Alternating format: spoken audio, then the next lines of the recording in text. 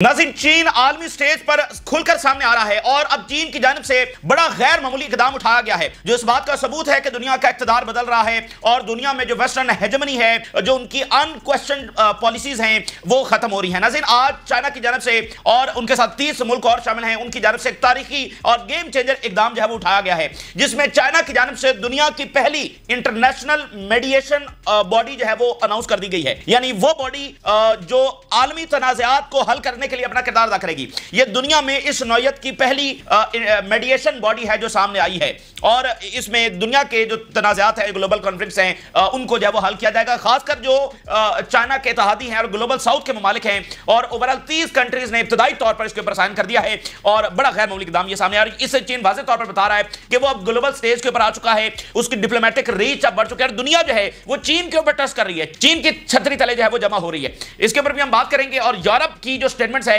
अब वो क्या किसी एक्शन में भी तब्दील हो रही है या नहीं हो रही। इधर इजराइल ने जो है वो मैक्रोन के ऊपर गोलाबारी शुरू कर दी है, जिन्होंने अभी रिसेंटली पिछले घंटों में बड़ी सख्त स्टेटमेंट जारी की और अभी कुछ ही देर पहले उनकी बड़ी अहम तरीन स्टेटमेंट आई है, जिसके बाद इजराइल से गोलाबारी जो है वो मैक्रोन के ऊपर शुरू हो चुकी है और वहां पर फिर विक्टिम कार्ड जो है वो खेला जा रहा है। फलस्तीनी रेजिस्टेंस ने गजा में एक बहुत बड़ा ऑपरेशन सर अंजाम दिया है और अनप्रेसिडेंटेड उसकी जो वीडियो फुटेज है वो भी जारी की है इस ऑपरेशन को सर अंजाम देते हुए, जिसमें एक अंडर कवर इजरायली फोर्स है जो सिविलियन कपड़ों के अंदर ऑपरेट कर रही थी, उसको आइडेंटिफाई करके फिर उसको निशाना बनाया गया और खत्म किया गया है और उसकी जो वीडियो फुटेज है वो भी जारी की गई है। तो ये ऑपरेशंस भी जारी हैं। इसके साथ साथ नाज़रीन, जो यूक्रेन है वो एक कॉन्स्टेंटली आलमी जंग का फ्लैश पॉइंट बना हुआ है, जहां पर एक फुल स्केल जंग जारी है, लेकिन अगर यहां से थोड़ी सी भी मजीद एस्केलेशन होती है, जंग फुल स्केल जारी है पिछले 2 सालों से, लेकिन अगर यहां से मजीद एस्केलेशन होती है तो फिर वो आलमी जंग के अंदर कन्वर्ट हो जाएगी। ऑलरेडी अगर आप देखें तो ये सिर्फ यूक्रेन की जंग तो नहीं है, ये Europe plus America against Russia, ये इनकी आपस में जंग है जिसमें यूक्रेन की बैटलफील्ड जो है इस्तेमाल हो रही है। अगर इससे मजीद एस्केलेशन होती है तो फिर ये मामला जो है वो आलमी जंग की तरफ चला जाएगा और रशिया से पिछले 24-48 घंटों से कुछ इसी तरह की बात जब वो मजीद खुलकर सामने आ रही है। अभी ताजा तरीन जो स्टेटमेंट आई है रशिया से, उन्होंने ये कहा है कि अगर जर्मनी जो है वो लॉन्ग रेंज मिसाइल देने जा रहा है यूक्रेन को, तो फिर हम बर्लिन को हिट करने जा रहे हैं। जर्मनी का दारुल हुकूमत है बर्लिन और वर्ल्ड वॉर 2 के अंदर ये रशियन फोर्सेस थी जो बर्लिन के अंदर सबसे पहले जब वो दाखिल हुई थी। जो ब्रिटेन की फोर्सेस हैं या अमेरिकन फोर्सेस हैं वो दाखिल नहीं हुई थी और वो जो है वो खतरा महसूस कर रही थी कि बर्लिन के अंदर जाना सेफ होगा, यानी रशियन जो रेड आर्मी थी वो सबसे पहले बर्लिन के अंदर दाखिल हुई थी। तो ये वर्ल्ड वॉर के बाद पहला ऐसा थ्रेट है जो रशिया की जानिब से सामने आया है और उन्होंने कहा कि अगर लॉन्ग रेंज मिसाइल यूक्रेन को दिए जाते हैं, जो कि किसी भी वक्त दिए जा सकते हैं क्योंकि जर्मनी ने अनाउंस तो कर दिया है, अब या तो इससे पीछे हटना पड़ेगा, तो रशिया की जानिब से ये बिल्कुल वाज़ेह बात आ गई है कि फिर हम बर्लिन को हिट करेंगे और वो तीसरी आलमी जंग का आगाज होगा। अभी कल ही दिमित्री मेदवेदेव ने कहा कि आलमी जंग छिड़ सकती है अगर वेस्ट ने यूक्रेन की इसी तरह से सपोर्ट जारी रखी, तो मामला इस तरह से एस्केलेट कर सकते हैं। तो यूक्रेन एक मुसलसल आलमी जंग का फ्लैश पॉइंट बना हुआ है। कुछ ना कुछ सीज फायर एफर्ट्स भी वहां पर हो रही हैं। 2 जून को बताया जा रहा है कि शायद इस्तांबुल के अंदर कोई मीटिंग हो, लेकिन बहरहाल एक वहां पर एक खतरा जो है वो मौजूद है और सवाल यह है कि सीज फायर हो सकेगा क्या? रशिया जब यूरोप की डिमांड मानेगा कभी भी नहीं, तो फिर यूरोप रशिया की डिमांड मानेगा। तो ये एक कम्प्लेक्स मसला है जिसको अभी तक हल नहीं किया जा सका है और ये कभी भी आलमी जंग में कन्वर्ट हो सकता है। और मिडिल ईस्ट का मसला भी उसी तरह से कम्प्लेक्स से मजीद कम्प्लेक्स होता चला जा रहा है, क्योंकि इजराइल जो है वो ना ही फलस्तीनियों उनके राइट्स देने के लिए तैयार है, सीज फायर के लिए तैयार है और ना ही फलस्तीनी रियासत के लिए तैयार है। तो फिर यहां पर अमन कैसे होगा? अब नाज़रीन, आगाज हम करते हैं चाइना के हवाले से। नाज़रीन, वेस्ट के पास टाइम बहुत थोड़ा है, वेस्ट का इक़्तिदार रहा है दुनिया में, लेकिन अब वो इक़्तिदार जो है वो हमें वाज़ेह तौर पर नजर आ रहा है कि वो दुनिया की जो दूसरी कौमें उनको शिफ्ट हो रहा है। मुसलमानों को तो शिफ्ट नहीं हो रहा, क्योंकि मुसलमान अक़वाम ने ना ही वो उस रास्ते के ऊपर चली हैं, ना ही उन्होंने टेक्नोलॉजी, साइंस और इल्म और उस चीज़ के अंदर जो है वो कोई काम किया है। तो मुसलमानों को तो कोई इक़्तिदार दुनिया का शिफ्ट नहीं होने वाला, लेकिन जो दुनिया की दूसरी अक़वाम है उनको ये इक़्तिदार बहरहाल शिफ्ट होता हुआ नजर आ रहा है और इससे ऐसा लगता है कि मिडिल ईस्ट में और फलस्तीन के तनाज़े में बहुत बड़ा फर्क जो वो पड़ने जा रहा है, क्योंकि जो इजराइल की बदमाशी है वो सारी उस वेस्टर्न इक़्तिदार की वजह से कायम है, क्योंकि आगे से कोई रेजिस्ट करने के लिए तैयार नहीं है, आगे से अल्टरनेट जो ऑप्शन है वो मौजूद नहीं है। और आप देखिए कि यमन को जब चाइना और रशिया से टेक्नोलॉजी मिली है तो उन्होंने इजरायली जो एयर डिफेंस है उसको कैसे उड़ा कर रख दिया है। तो अल्टरनेटिव जो ऑप्शन है वो यहां पर पैदा हो रहे हैं। दुनिया जब चाइना की छतरी तले जमा हो रही है। आज नाज़रीन बड़ा हिस्टोरिक डे है वर्ल्ड ऑर्डर के हवाले से और इस बात का सबूत है कि दुनिया जब चीन के ऊपर भरोसा कर रही है और चीन जो है वो आलमी सतह के ऊपर अपना इन्फ्लुएंस बढ़ा रहा है। नाज़रीन, आज चाइना की जानिब से ग्लोबल जो मीडिएशन, यानी मीडिएशन से मुराद होता है कि आप किसी की डिस्प्यूट्स को हल करते हैं, ठीक है ना, सालिस का किरदार आप अदा करते हैं, तो पहली बाकायदा बॉडी बनाई गई है। ये इतनी बड़ी बात है। देखिए, देखिए यूनाइटेड नेशन एक इसी तरह की एक बॉडी है, यानी स्पेसिफिकली वो कोई मीडिएशन की बॉडी तो नहीं है, लेकिन इसी तरह का एक आलमी इंस्टीट्यूशन जो है वो वेस्ट ने बनाया हुआ है कि यहां पर बैठेंगे, बातचीत करेंगे, मसले हल करेंगे। अगर आपने नया ऑर्डर लेकर आना है तो आपको मुतबादिल इंस्टीट्यूशंस खड़े करने हैं, फाइनेंशियल इंस्टीट्यूशंस खड़े करने हैं, जिसकी मिसाल आपको ब्रिक्स का जो बैंक है वो नजर आ रहा है कि वर्ल्ड बैंक और उनके मुकाबले में ये फाइनेंशियल इंस्टीट्यूशंस खड़े किए जा रहे हैं। तो इसी तरह बाकी इंस्टीट्यूशंस भी खड़े करने हैं। तो आज एक मीडिएशन बॉडी जो है वो बनाई गई है, जिसके ऊपर 30 मुल्कों ने इब्तदाई तौर पर साइन कर लिया है, और इसमें ग्लोबल साउथ के मुल्क जो है वो ज्यादा शामिल हैं। और इन्होंने कहा है कि अब हमारा जो भी डिस्प्यूट होगा, हमारा मसला यूनाइटेड नेशन हल नहीं करवाएगा, अमेरिका को बुलाने की जरूरत नहीं है, बर्तानिया को बुलाने की जरूरत नहीं है, बल्कि कौन हल करवाएगा, हम किसको इख्तियार दे रहे हैं, हम किसको सालिस मान रहे हैं, हम किसके ऊपर ट्रस्ट कर रहे हैं, चाइना के ऊपर। 30 मुल्कों ने इसके ऊपर साइन कर दिए। ये इब्तिदा यानी आज उसका इफ्तिताह हुआ है या लॉन्चिंग जो भी उसको कह लें, इसकी सेरेमनी जो है वो हांगकांग के अंदर हुई है, जिसके मेहमान खुसूसी जो है चाइना के फॉरेन मिनिस्टर थे, जो बहुत बड़े यानी कि चाइना के जो टॉप ओहदेदार हैं उनमें चाइना के फॉरेन मिनिस्टर हैं, बड़े पॉलिसी मेकर और उनकी से है। तो चाइना के फॉरेन मिनिस्टर जो है वो यहां पर मौजूद थे और उन्होंने बाकायदा फॉर्मली इसका आगाज कर दिया है, जिसमें इब्तिदाई तौर पर 30 मुल्कों ने साइन कर दिए। यानी इब्तिदा यहां से हो रही है, आगे मिडिल ईस्ट भी आ सकता है, मिडिल ईस्ट के मुल्क भी कह सकते हैं हम तो चाइना अपने आप को एज प्रेजेंट कर रहा है अमन लाने वाला, मसाइल को हल करने वाला, जंगों को रोकने वाला, जंगे लाने वाला नहीं। तो मिडिल ईस्ट के मालिक भी कह सकते हैं कि हम भी चाइना की जो मीडिएशन है वो चाहते हैं। तो ये बड़ा गैर मामूली इक़दाम हुआ है और अब इन 30 मुल्कों से ये आगाज हो गया है। और इसमें इंपॉर्टेंट चीज आप देखें कि ये जो सारे मसाइल हैं ये पैदा ही वेस्ट के किए हुए हैं। सबसे बड़ा मसला फलस्तीन देखिए किसने पैदा किया, वेस्ट ने पैदा किया। इस तरह जनूबी एशिया में देखिए, इस तरह अफ्रीका के अंदर देखिए, ये जो बॉर्डर इश्यूज हैं, रिसोर्सेज के डिस्प्यूट्स हैं, जो मुल्कों की तकसीम है वो इस तरह से की गई है कि उनमें एक फितरती तनाज़ा पैदा हो जाए। ये सारे वेस्ट ने लकीरें खींची है ना। तो वेस्ट ने ये क्यों खींची? मसाइल भी उन्होंने पैदा किए और आपको मसाइल के हल के लिए उन्हीं के पास जाना पड़ता है। जंगों की वजूहात भी वो हैं और कहते हैं कि जंगें रुकवाते भी हम हैं और इसका क्रेडिट भी लेते हैं कि हम तो पीस देखें कायम कर रहे हैं। तो अब उनके पास जाने की जरूरत नहीं है। चाइना कह रहा है कि हम इसमें meet international mediation body, China's global mediation body for conflict resolution. China has officially launched a new international mediation organization, marking a significant expansion of its global diplomatic reach. Significant expansion of its global diplomatic reach. यानी आलमी सतह के ऊपर China जो है वो अपने आप को प्रेजेंट कर रहा है। इसमें ग्लोबल साउथ के ज्यादा ममालिक शामिल हैं, टोटल 30 नेशंस हैं। ये मामूली बात नहीं है, 30 नेशंस एक नेशन के ऊपर एतबार कर रही हैं कि हम आपकी सालसी को कबूल करते हैं। जैसे आप देखना कि आलमी अदालत है, उसके जो सिग्नेटरीज होते हैं, उसका मतलब ये होता है कि जो भी आलमी अदालत फैसला देगी आप उस फैसले को मानेंगे। यहां पर वो जाकर बैक कर रहे हैं कि भाई जो भी चाइना फैसला करेगा, अगर दो मुल्कों का आपस में मसला हो गया है तो जो भी चाइना फैसला करेगा हम उसको मानेंगे। ये कोई छोटी बात नहीं है। दुनिया के नेशन इस तरह किसी एक नेशन को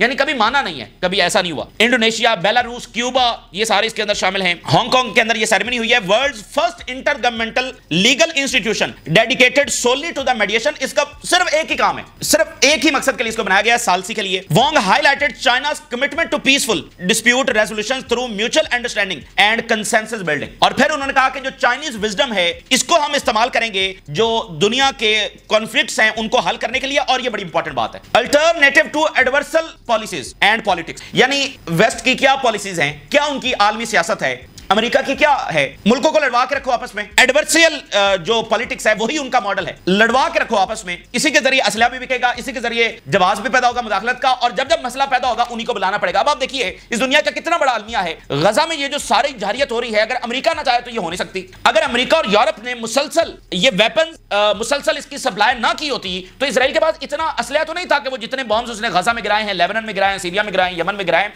इतना तो उनके पास वेपन है नहीं। तो इसका मतलब यह है कि अमेरिका और यूरोप से बगैर किसी रुकावट के इन 20 महीनों में मुसलसल सप्लाई जारी रही है। मीडिया पर जो भी बयान चलते रहे पीछे से सप्लाई आती रही है। अगर कंटीन्यूअस सप्लाई ना होती तो ये ना। अच्छा, और मसला हल कौन करवा रहा है? अमेरिका। मतलब मसला पैदा करने वाला भी अमेरिका, उसकी वजह से जंग अभी तक जारी है, और मसला हल करवाने वाला भी वो। लेकिन आप कुछ कर नहीं सकते, क्या करेंगे? तो एडवर्सियल पॉलिटिक्स, मतलब देख चीन एक एक लफ्ज जो है वो बोलता है तो तोल कर बोलता है और समय। तो एडवर्सियल जो पॉलिटिक्स है वो हम नहीं करेंगे। और उन्होंने कहा कि अब वक्त आ गया है कि जो जीरो सम माइंडसेट है कि एक जीतेगा और एक हारेगा, you lose and I win, इससे अब निकलना होगा। अब बस अमन कायम करना है। अब ये इस माइंडसेट से कि किसी को हराना किसी को, वो नहीं। वो कहते हैं कि US trade policies under President Trump are reshaping alliances and diplomatic frameworks. और ये एक ऐसे मौके के ऊपर ये बॉडी लाई गई है, लॉन्च की गई है कि जब ऑलरेडी तिजारती जंग की वजह से दुनिया रीशेप भी हो रही है, है, अलायंसेस भी तब्दील हो रहे हैं। Hong Kong positioned as global legal and mediation hub, very very important के एक बाकायदा इंस्टीट्यूशन कायम किया जा रहा है, उसको एक लीगल हैसियत दी जा रही है, ठीक है। मतलब देखे ना कि चाइना की गवर्नमेंट है, उन्होंने एक बॉडी बाकायदा बना दी है, यानी वो बॉडी अब फैसले किया करेगी, उसकी एक लीगल स्टेटस है जिसके ऊपर 30 कंट्रीज ने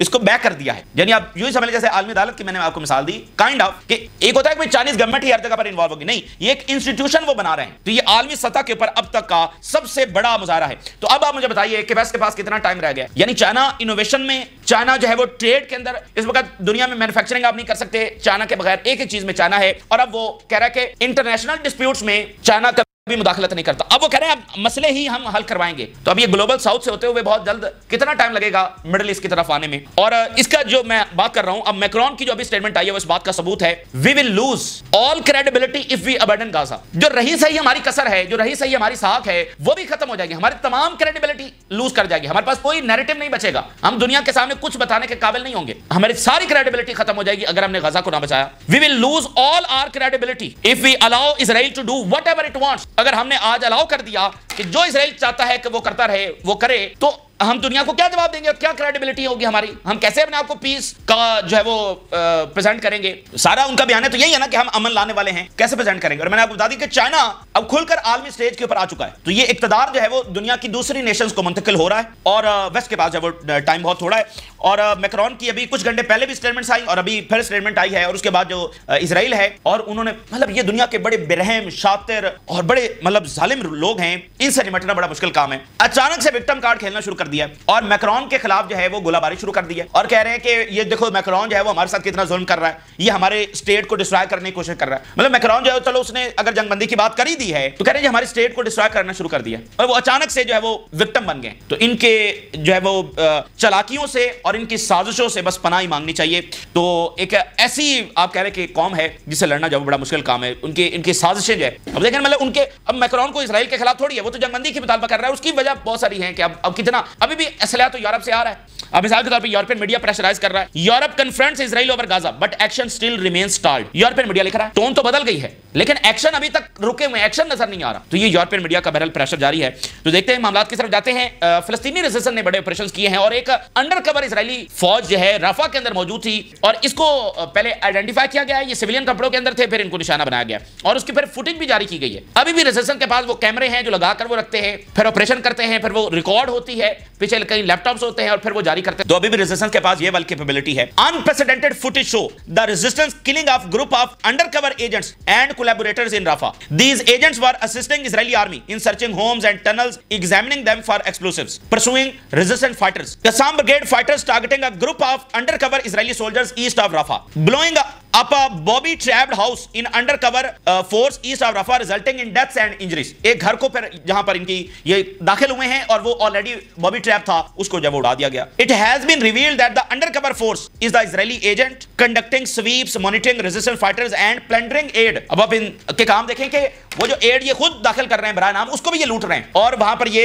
रेजिस्टेंस फाइटर्स को जो है वो मॉनिटर कर रहे थे उनकी मूवमेंट्स को। और तो इनको जब निशाना बनाया गया और उसकी फुटेज भी जारी हुई। एक बड़ा ऑपरेशन इस वक्त किया गया। और नाज़रीन ये जो एड वाला मामला है ना, ये बड़ा बेरहम मामला है। एड का जो स्कैंडल सामने आ रहा है वो बहुत हॉरिफिक है। अब देखिए ये कितना बड़ा अलमिया है कि the so called sophisticated army, दुनिया उसको कितना टाइम दे रही है और उनको हर तरह के तरीके इस्तेमाल करने दे रही है बेरहमी के और फिलिस्तीनियों को खत्म करने के। पहले एड दुनिया नहीं खुलवा सकी 80 दिनों तक, और फिर अब जब इसराइल ने अपनी तरफ से बगैर किसी मुआहदे के एड दाखिल कर दी है तो अब वो इस एड मैकेनिज्म को भी एज अ वेपन इस्तेमाल कर रहा है। जिन एड सेंटर पर उसने बनाए हैं अपने, जिस तरीके से वो तकसीम कर रहा है और फिलिस्तीनियों को डिस्प्लेस करने के लिए इसको इस्तेमाल कर रहा है, हमास ने इसको कंडेम किया और बाकी जो ऑर्गेनाइजेशंस है ह्यूमन राइट्स की, उन्होंने इसको एथनिक क्लींजिंग टूल करार दे दिया है। यूनाइटेड नेशन ने इसको जो है वो कंडेम कर दिया। तो ये कितनी डेंजरस बात है, कितनी खतरनाक बात है कि पहले एड ना दाखिल करने को एज अ वेपन इस्तेमाल किया गया, अब एड दाखिल करने के मैकेनिज्म को एज अ वेपन इस्तेमाल। ये दुनिया की मोस्ट सोफिस्टिकेटेड आर्मी है और दुनिया बैठी हुई चुपकर खामोशी के साथ और उसको तमाम तरीके जब इस्तेमाल करने दे रही है। तो देखिए फिलिस्तीनियों ने हमेशा तो मजलूम नहीं रहना। अगर आप आज ताकतवर को इतना अलाउ कर रहे हैं कि वो जो मर्जी कर ले, तो कल को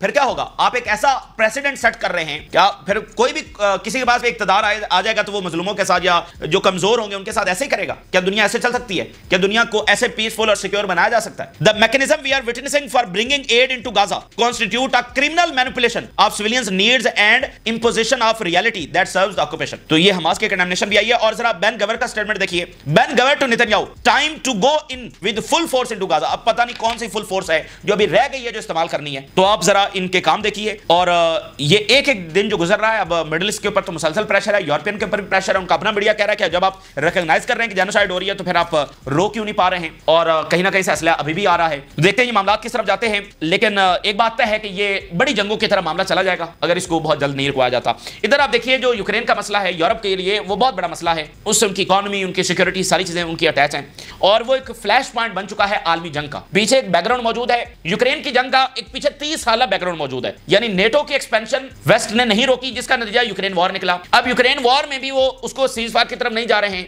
बल्कि यूक्रेन को लॉन्ग रेंज वेपन देने की बात कर रहे हैं जो मॉस्को और डीप इनसाइड हिट करेंगे। और प्यूटन इस हवाले से क्लियर है और उसने ये बात भी की है। इससे पहले जब बाइडेन के आखिरी टाइम में ये बात हो रही थी तो प्यूटन ने कहा था कि हम न्यूक्लियर इस्तेमाल करेंगे, उसके बाद ये सारे पीछे हट गए थे। ठीक है, क्योंकि प्यूटन ने जो न्यूक्लियर की बात की थी उसका मतलब वही था वो जो कह रहा था कि वाकईतन वो न्यूक्लियर इस्तेमाल हो जाएगा, इसलिए बाइडेन और बर्तानिया के प्राइम मिनिस्टर सारे पीछे हट गए। लेकिन अब ये मसला दोबारा आ गया है और अब जर्मन चांसलर उन्होंने सबसे पहले बात की कि लॉन्ग रेंज, और ये भी बात आई कि जर्मनी और यूक्रेन मिलकर एक प्रोजेक्ट शुरू करेंगे और लॉन्ग रेंज जो है वो डेवलप करेंगे। तो उसका जवाब फिर रशिया से आया है। रशिया का मीडिया देखिए, रशिया को target Berlin if German missiles hit Moscow. अब वो करेंगे यूक्रेन का नहीं, हम देखेंगे क्योंकि मिसाइल जर्मनी दे रहा है तो फिर हम जो है वो बर्लिन को हिट करेंगे। अब ये देखिए एक कोई मीडिया की या कोई एनालिसिस नहीं है, ये रशिया की गवर्नमेंट, प्यूटन, उनके करीबी तरीन ऑफिशियल्स वो ये बात कर रहे हैं। तो ये कितना संगीन मामला है। तो अब ये वहां पर एस्केलेशन तो बहुत है और अब उन्होंने, रशिया ने फिर बात की है कि अगर लॉन्ग रेंज मिसाइल आए तो फिर इसका मतलब आलमी जंग होगा, हम न्यूक्लियर इस्तेमाल करेंगे और बर्लिन को भी हिट करेंगे। बर्लिन को हिट करेंगे तो आलमी जंग शुरू हो जाएगी। यानी जंग एक